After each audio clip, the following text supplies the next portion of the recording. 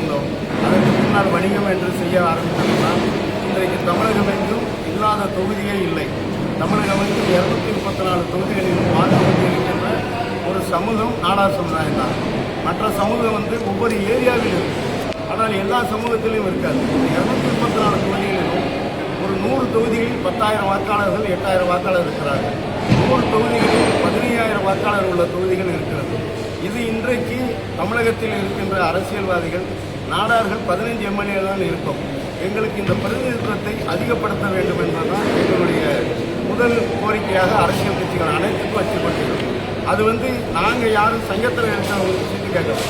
உங்கள் கட்சியில் நேர்காணலுக்கு வந்திருக்கிறவர்கள் திமுகவில் இருப்பவர்களுக்கு திமுகவில் கொடுக்கலாம்.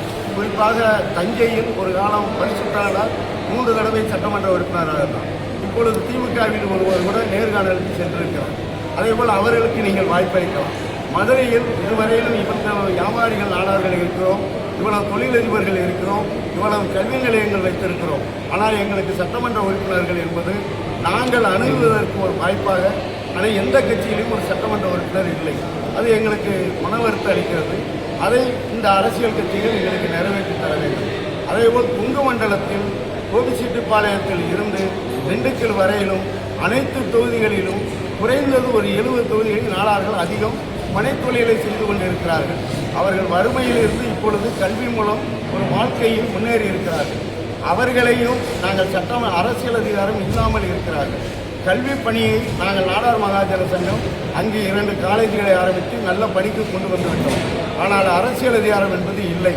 அந்த அரசியல் அதிகாரத்தை கொங்கு மண்டலத்திலும் ஒரு 4 சட்டமன்ற உறுப்பினர்களை அவர்கள் அனைத்து அரசியல் கட்சிகளும் தர வேண்டும். அது பிஜேபியிலும் கேட்டிருக்கிறார்கள், காங்கிரஸிலும் கேட்டிருக்கிறார்கள், திமுகவிலும் கேட்டிருக்கின்றார்கள், அதிமுகவிலும் கேட்டிருக்கிறார்கள். குறிப்பாக பார்த்தீங்கன்னா பாளையங்கோட்டையில், திருநெல்வேலி பாளையங்கோட்டையில் கிறிஸ்தவ நாடாரும் இந்து நாடார்களும் 50,000 பேர் இருக்கிறோம். அது தொடர்ந்து எங்கள் சமுதாயத்திற்கு இல்லாமல் இன்னொரு சமுதாயத்திற்கு அந்த சீட்டுகளை தந்து கொண்டிருக்கிறார்கள். இதை நீங்கள் மாற்ற வேண்டும் என்பது எங்களுடைய நாடார் மகாஜன சங்கத்தில் வந்திருந்த அத்தனை சங்கங்களுடைய கோரிக்கையாக வைத்திருக்கிறோம். இது இன்றைக்கு இருக்கின்ற அரசியல் களத்தில் இந்த சமுதாயத்தினுடைய தீர்மானமாக இன்றைக்கு நிறைவேற்றியிருக்கிறோம். அதற்கு அடுத்தாற்போல் தொடர்ந்து பல பணிகளை நாங்கள் உங்களிடம் கொடுத்திருக்கிறோம். இந்த பத்திரப்பதிவு அலுவலகங்களில் எங்களுக்கு தனிமையான ஒரு பெரிய பாதிப்பு. ஏன்னா நாங்கள் ஒரு 300 பள்ளிக்கூடம் நடத்துகிறோம். அவை அத்தனையும் ஃபார்ம் 7 என்று இருக்கிறது. அவைகளெல்லாம் இன்றைக்கு பல பள்ளிகள் செயலிழந்து போய்கொண்டிருக்கிறது. அதை செயலிழந்து போகாமல் இருக்க வேண்டும் என்றால் நாடார்களிடம் இருந்து அந்த பள்ளிகளுக்கு ஒரு பெரிய முக்கியத்துவத்தை கொடுக்க வேண்டும் என்பது எங்களுடைய நோக்கம். பத்திரப்பதிவுகளுக்கு என்று எப்படி கோஆபரேட்டிவ் ஸ்டோரில் ஒரு தலைமையாக ஒரு அதிகாரியை போட்டு தேர்தல் நடத்தி கொடுக்கிறார்களோ, எப்படி தேர்தலுக்கு என்று ஒரு தேர்தல் அதிகாரி வைக்கிறார்களோ, அதை போல இந்த கூட்டுறவு சொசைட்டி பொதுவாக 2 லட்சம் கூட்டுறவு சொசைட்டி இருக்குது தமிழ்நாடு முழுவதும். இவை அனைத்தும் ஆங்காங்கே கேஸில் இருந்து கோர்ட்டுகளில் இழுபறியில் இருக்கிறது. குறிப்பாக இன்றைக்கு நடிகர் சங்கம், இன்றைக்கு லாரி அசோசியேஷன் சங்கம், முட்டை அசோசியேஷன் சங்கம், அனைத்து ஜாதி சங்கங்களும் இந்த சூழ்நிலை இருக்கிறது. அதனால் தான் கோர்ட்டுக்கு செல்கின்ற பொழுது ஜட்ஜிகள் ஜாதியினுடைய பெயரை எடுங்கள் என்று தாராளமாக தீர்ப்பளிக்கிறார்கள். ஏன் உங்களுக்கு இதே வேலையா என்று.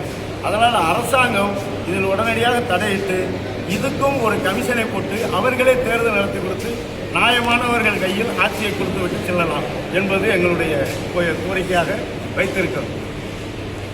இது வந்து 2 தான் கடுமையான கோரிக்கை சார். சார் நாங்கள் நிறையா, அதாவது 2 தான் 2 சட்டமன்ற 2 நாடார்கள் நின்னாங்கன்னா அதில் வந்து எங்கள் சமூகத்திற்கு வேலை செய்கின்ற நாடாருக்கு போட்டு படுத்துருவோம். ஒரு நாடார் எந்த கட்சியிலேருந்து எங்களுக்கு கேண்டிடேட் கொடுத்தாலும் அந்த நாடாருக்கு நாங்கள் எல்லாரையும் இறங்கி அது எந்த கட்சின்னு இல்லை அந்த கட்சிக்கு வாக்களிக்க சொல்ல போகிறோம். ஒரு கட்சின்னு நாங்கள் சார்ந்து போக முடியாது. இந்த சங்கம் வந்து நடுநிலைமையான ஒரு சங்கம். மகாஜன சங்கங்கிறது ஒரு 110 வருஷம் உள்ள சங்கம்.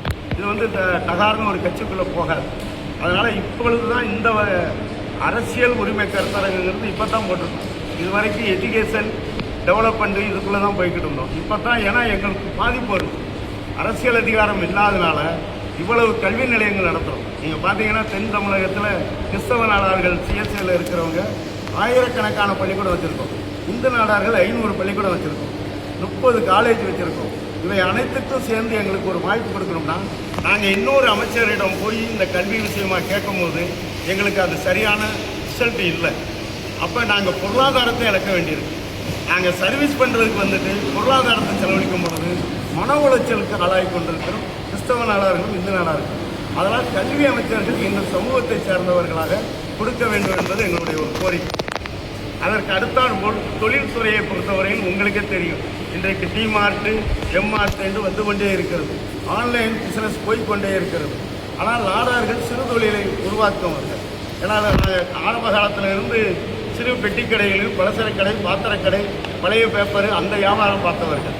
ஆனால் இன்றைக்கு இண்டஸ்ட்ரியலாக மாறுகின்ற பொழுது, இன்னைக்கு கார்பரேட்டாக மாறிக்கிட்டு, கார்பரேட்டாக மாறுகின்ற பொழுது நாங்கள் உழைத்து இவ்வளவு சம்பாதித்து ஒரு 150 வருஷத்துக்குள் இவ்வளவு முன்னேறி இவ்வளவு கல்வி சர்வீஸ் பண்ணுவதை போல இன்னமும் நாடார்கள் கார்பரேட் கம்பெனிகளுக்கு உருவாக்குவதற்கு அரசாங்கம் துணை புரிந்தால் உண்மையிலேயே நாடார் இளைஞர்கள் அடுத்து வருகின்ற தலைமுறை இந்த கார்பரேட் கம்பெனிகளை உருவாக்குவதற்கு அரசாங்கத்தோட உதவுகிறது. அவங்க 50%, நாங்கள் 50%. அதற்கு வழிகாட்டுவதற்கு நல்ல தொழில்துறையை சார்ந்த அமைச்சர்கள் நாடார்களும் தென் தமிழகத்தில் இருக்க வேண்டும். அப்படி தென் தமிழகத்தில் இருந்தால்தான் திருநெல்வேலி, தூத்துக்குடியில் இந்த ஜாதி கலவரங்கள் நிற்பதற்கு வாய்ப்பாக இருக்கும். ஜாதி இல்லை என்று சொல்லுகிறார்கள், ஜாதி கோட்டில் இல்லை என்கிறார்கள். நீங்கள் இப்பொழுது நடைபெற்ற பிரச்சனைகளை பார்த்தீர்கள் என்றால் தெரியும். பெரும்பத்தில் நடந்த பிரச்சனைகளுக்கு அந்த சமூகம் போராடியது. நாடார்கள் வெட்டப்பட்ட பொழுது நாடார்கள் போனோம். இப்பொழுது தூத்துக்குடி அருகில் இருந்த நடந்த ஊர்களில் அங்கே இருக்கின்ற யாதவர் சமுதாயம் தான் போராடியது. பரமக்குடியில் நடக்கின்ற பொழுது அந்த தேவேந்திர குல சமுதாயம் தான் போராடியது.